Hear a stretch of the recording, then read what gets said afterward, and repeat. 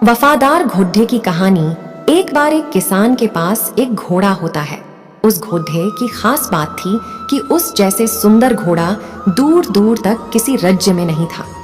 जैसे ही यह बात उस राज्य के राजा को पता चलती है तो वह उस घोड़े को खरीदने उस किसान के पास आता है। सब लोग हैरान हो जाते हैं कि आखिर इस घोड़े में ऐसा क्या है जो राजा खुद इसे खरीदने आना है। सब लोग उसके घर चले जाते हैं। राजा ने उस घोड़े की इतनी कीमत लगाई कि पूरे गांव में इतने पैसे किसी के पास नहीं थे, फिर भी किसान साफ साफ मना कर देता है। लोग उसे पागल बोलने लगते हैं, बोलते हैं कि इतने सारे पैसे इस घोड़े के कौन देगा, बेच दे, तेरी जिंदगी बन जाएगी। वो किसान कहता है, नहीं बेचूंगा, बात खत्म, आप लोग जा सकते हो।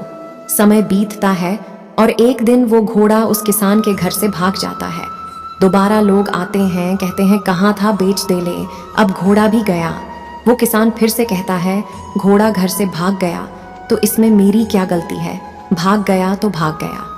कुछ दिन बाद घोड़ा वापस उस किसान के पास आ जाता है और साथ में अपने जैसे 8-10 घोड़े और ले आता है। गांव वाले फिर आते हैं और बोलते हैं, तो चालक है, तुझे सब पता था, तभी तूने घोड़ा नहीं बेचा। फिर वो किसान फिर से कहता है कि घोड़ा फिर से गया और वापस आ गया, साथ में और घोड़े ले आया, बात इतनी सी तो है, आप लोग जाओ। फिर एक दिन किसान का आलडज का सैफरहाई घोड़ों को ट्रेनिंग दे रहा था। ट्रेनिंग के दौरान वो गिर जाता है और उसका पैर टूट जाते हैं। एक बार दूसरा राज्य उस राज्य पर आक्रमण कर देता है। सारे गांव के नौजवानों को राजा अपनी सेना में बुला लेता है। उस लड़ाई के दौरान उस गांव के आधे से ज्यादा युवा शहीद हो जाते हैं। बचता है किसान का लड़ेज का।